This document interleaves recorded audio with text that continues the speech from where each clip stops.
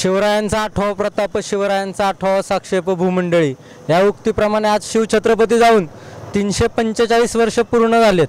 जो सह्याद्रीवरचा शिवशंकर या महाराष्ट्राला स्वातंत्र्याचा, अस्मितेचा आणि स्वराज्याचा त्रिशूळ घेऊन कैलासाकडे निघून गेला, तो दिवस आज शिवछत्रपतींना आपण वंदन करून एक सुवर्ण पान, एक सुवर्ण इतिहास की मुघलांशी ज्यांनी अनेक लढाया केल्या, त्या लढायामध्ये नेहमी यशस्वी झाले, विजयी झाले असे थोर सम्राट पृथ्वीराज चव्हाण यांचा पुतळा भारतीय लष्कराच्या दक्षिण विभागाने या ठिकाणी बसवला।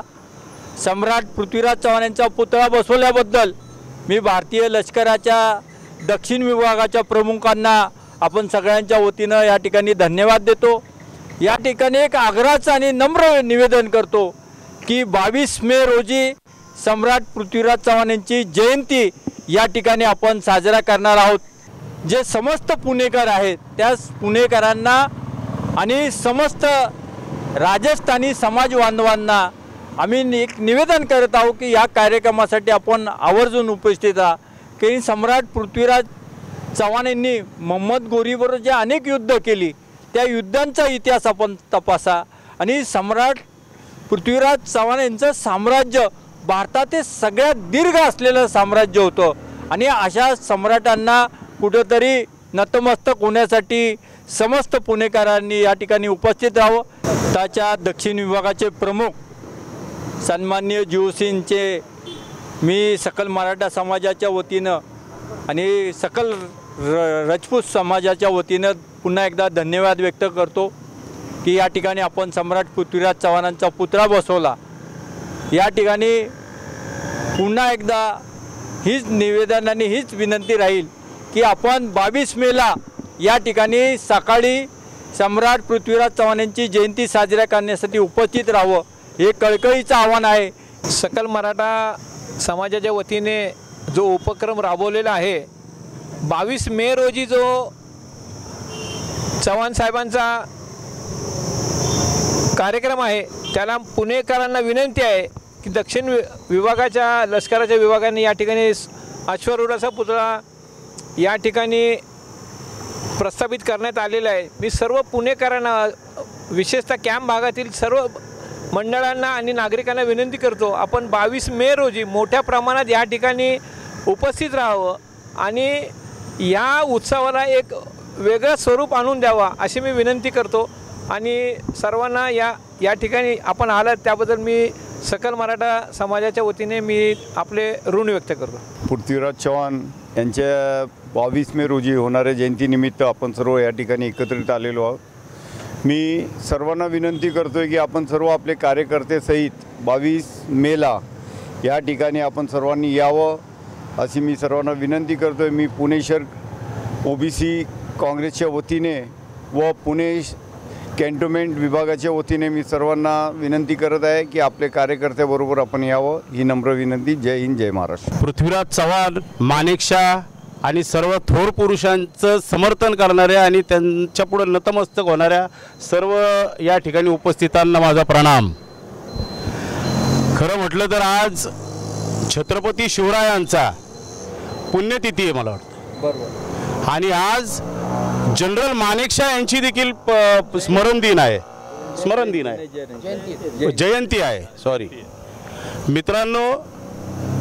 पृथ्वीराज चव्हाणजी असेल, माणिकशा असतील, महाराणाजी असतील किंवा छत्रपती शिवराय असतील, या देशामध्ये यांनी जे शौर्य, त्याग, कर्तृत्व आणि कौशल्याने जे इथं देशप्रेम जे निर्माण केलेले, खरं तर त्यांचा आपण इतिहास या ठिकाणी काढायचं गरज नाही, कारण सगळ्यांनी त्याच्या कवितेच्या माध्यमातून, साहित्याच्या माध्यमातून सगळ्यांनी त्याचं अध्ययन केलेलं आहे। त्यांचा आता इतिहास सांगण्याची गरज नाही आहे, परंतु त्यांच्या पावलावर पाऊल ठेवून त्याचं अनुकरण करण्याची खरी गरज आहे।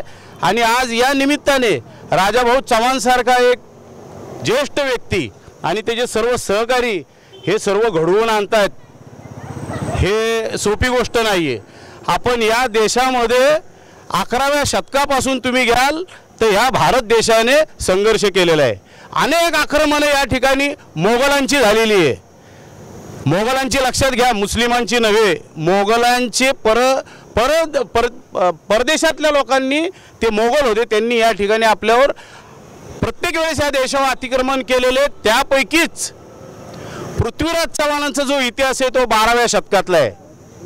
12व्या शतकात मोहम्मद गौरी या ठिकाणी आला, आमची देवळं, आमची संस्कृती याच्यावर घाला घातला आणि अन्याय अत्याचार करू लागला. त्यावेळेस पृथ्वीराजजींनी त्याला पहिल्या वेळेस पकडलं, सोडून दिलं. दुसऱ्या वेळेस असं करता करता त्यांनी दयेची म्हणजे मारून टाकत असताना दयेची भीक मागितली. आणि त्यावेळेस पृथ्वीराज चव्हाणांनी मोठ्या उदारपणाने, कारण ते हिंदूंचं अंतकरण होतं, आणि त्यांनी त्या दुश्मनाला बी क्षमा केली, 17 वेळा त्याला क्षमा केली. परंतु मित्रांनो, आज त्याचा इतिहास उलगडायचं एक कारण का, की आज आपल्याला बी खूप शौर्य त्याविषयी हे वाटतं की त्यावेळेस मोहम्मद गौरी 17व्या वेळेस सोडल्यानंतर देखील ज्यावेळेस तो नंतर आला, तर पृथ्वीराज चव्हाण ज्यावेळेस त्याच्या कचाट्यात सापडलं तर त्यांनी सोडलं नाही. मित्रांनो, त्यांनी सोडलं नाही. तो इतका दरिंदा होता, तो मोगल क्रूर होता. त्यांनी त्याला पकडून अफगाणिस्तानात नेला. अफगाणिस्तानात नेल्यावर त्याची हत्या केली. त्याच्या पहिल्याचा बी काही इतिहास आहे, कारण ज्यावेळेस त्याला धरलं तर त्याला टॉर्चर केलं, त्याचे हाल केले, जसं संभाजी महाराजांना केलं, त्याचे डोळे काढले. संभाजी महाराजांचा इतिहास नंतरचा, पण पहिले 12व्या शतकात पृथ्वीराज चव्हाणांचा. पण ज्यावेळेस त्याचा सूड घेण्याची वेळ आली, त्यावेळेस त्याच्या संग त्याचा मित्र होता दरबाराई, तर त्याने एक त्या ठिकाणी कल्पना केली. आणि ज्यावेळेस त्या मोहम्मद गौरीने संपूर्ण सभागृह भरलेला असताना त्या ठिकाणी सांगितलं की आता काहीतरी एक शेवटचं एक तुझं कौशल्य दाखव म्हणा पृथ्वीराज चव्हाणजींना. तर त्यांनी सांगितलं की पृथ्वीराज चव्हाणजीचं असं एक कौशल्य आहे की त्यांनी जर त्यांच्या हातात जर धनुष्य दिला तर ते आवाजाच्या दिशेने ते लक्ष वेधू शकत होते, इतकी त्यांची क्षमता आहे. तर तो मोहम्मद गौरी जोराने हंसला, हा हा हा हा, ये क्या बोले, हमारे एक आवाज में करें, इसके तो दोनों आँख हमने निकाल दिए. असं म्हटल्यावर तो म्हटला ठीक आहे, म्हणला आपण याची परीक्षा घ्या. नाही यांनी केलं तर तो म्हणला मी मारून टाकल. तर ठीक आहे म्हणला, मारा म्हणला. आणि त्यावेळेस तो त्यांचा मित्र त्याच्याकडे गेला. पृथ्वीराज चव्हाणांच्या कानात त्यांनी सांगितलं, 17 वेळा ज्याला तुम्ही क्षमा केली, त्यांनी तुम्हाला नंतर जे धरलं आणि जे तुमचे डोळे काढले, अन्याय केला, तुम्हाला हा मारणार आहे. आता ही वेळ आहे शेवटची तुम्हाला आलेली, तुम्ही सोडू नका ही संधी. 4 बाय 24 गज 8 अंगुल प्रमाण ता ऊपर है सुलतान, अब मत चुको चव्हाण, हे सांगणारा तो कविशय. आणि तो म्हणला की त्या ठिकाणी मग ती प्रेरणा घेऊन ज्यावेळेस धनुष्य हातात दिलं तर त्याला 2 बाण मागत होते पृथ्वीराजजी. तो त्यांचे मित्र म्हणले ना, एकच बाण, एकच लक्ष्य आणि छेद, त्याचा वधच झाला पाहिजे. त्याच्या कानात सांगितलं. आणि जो धनुष्यबाण घेतल्यानंतर जेव्हा त्या मोहम्मद गौरीने आवाज दिलाच्या आवाजाच्या दिशेने जो बाण मारला, डायरेक्ट त्याचा छातीचा जो हृदय मोक्ष झाला. आणि त्यावेळेस त्या ठिकाणी तो धारातीर्थ पडला. आणि त्या संपूर्ण 17 वेळा क्षमा केल्याचा जो सूड या पृथ्वीराज चव्हाणांनी घेतला. हा इतिहास आहे मित्रांनो, राजपूतांचा, हिंदुत्वाचा आणि आपल्या सर्व क्षत्रिय लोकांचा. तुम्हाला दुसरी गोष्ट सांगायची, राणाजी असो, महाराणाजी प्रतापजी असो किंवा छत्रपती शिवराय असो, हे ज्या संघर्षातनं त्यांनी या देशात जो शौर्य दाखवलं, त्याग केला, तर तोच मराठा समाज आणि हा राजपूत समाज.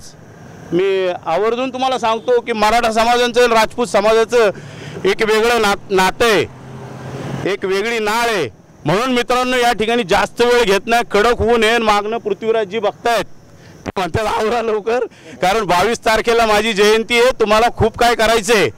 आणि त्या दिवशी मी सर्व मराठा समाज असेल, संपूर्ण हिंदू बहुजन समाज असेल, सर्वांनी या ठिकाणी या राजाला 22 मेला मानवंदना देण्यासाठी या ठिकाणी यायला पाहिजे. आणि याचं निमंत्रित देणारे म्हणजे आयोजक कोण असेल तर राजाभाऊ चव्हाण सारखे राजपूत व्यक्ती. त्या राजपूत समाजांना मी विनंती करतो की तुमच्यात खूप मरगळ आलेली आहे, ती मरगळ झटका. तुम्हाला या देशाला आज जी परिस्थिती आहे देशामध्ये, तुम्हाला या राजपूत समाजाला पेटून उठायची गरज आहे. म्हणून सर्वांनी त्या दिवशी या ठिकाणी या पृथ्वीराज चव्हाणजीची थोडीशी तरी एक ऊर्जा त्यांच्याकडनं घ्या. तव सूर्याचा एक अंश दे म्हणतात, त्या पद्धतीने त्यांच्याकडनं प्रेरणा घ्यावी आणि या ठिकाणी येऊन यांचं अनुकरण करावं. खरंच ती देशाची देशभक्ती आणि देशासाठी त्याग ठरेल. एवढंच मी या ठिकाणी बोलतो आणि सर्वांना या ठिकाणी आभार मानतो.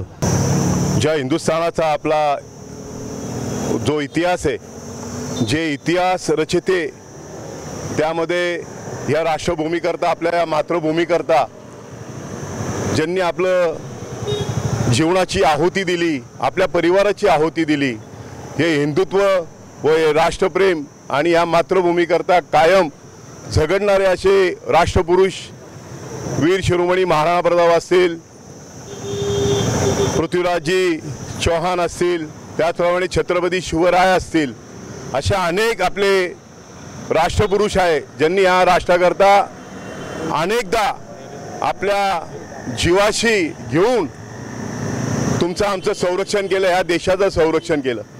अशा संरक्षण करणाऱ्या अशा वीर पुरुषांना आपल्याला अभिवंदन करायचं आहे. त्यांचं स्मरण करण्याकरता आपले राजाभाऊ चव्हाण नेहमी आपल्याला माहिती आहे की या कॅन्टोन्मेंट परिसरामध्ये आमचे अण्णा असतील, आपले असे अनेक लोक, आमचे राजपूत आहेत, आमचे उन्मेष भाऊ आहेत, आमचे अनेक सगळे बंधू आहेत, आमचे सर्व आपल्या हिंदू विचारांनी जे काम करणारे, जे राष्ट्राकरता प्रेम प्रति आपल्या मनामध्ये ठेवणारे असे सर्व आपण सगळे कर्तबगार कार्यकर्ते या ठिकाणी आहोत. या ठिकाणी 22 तारखेला ज्या पद्धतीने राजाभाऊंनी केलेलं, या ठिकाणी आपल्या पृथ्वीराज चव्हाण साहेबांचा आपल्याला अश्वरूढावरती बसलेला एवढा सुंदर आपल्या या परिसरातले जे साऊथ डिफेन्सची जी लोकं आहेत त्या आर्मीच्या माध्यमातून हा इथं बसवण्यात आला. त्यानंतर महाराणा प्रतापांचा बसवण्यात आला, या ठिकाणी छत्रपती शिवरायांचा बसवण्यात आला. आणखी जे काही राष्ट्रपुरुष आहेत या पुण्यभूमीमध्ये, जे छत्रपती आपले पेशवाई होते, यांचा देखील या परिसरात कुठंतरी त्यांचा देखील पुतळा त्यांनी उभं केलेला आहे. असे वीर पुरुषांचा या परिसरामध्ये जे आपली आर्मी यांचा आदर्श घेऊन, यांचे विचार घेऊन या देशाचं आज देखील संरक्षण करतात, अशा राष्ट्रपुरुषांचे सगळे पुतळे या परिसरामध्ये आहे.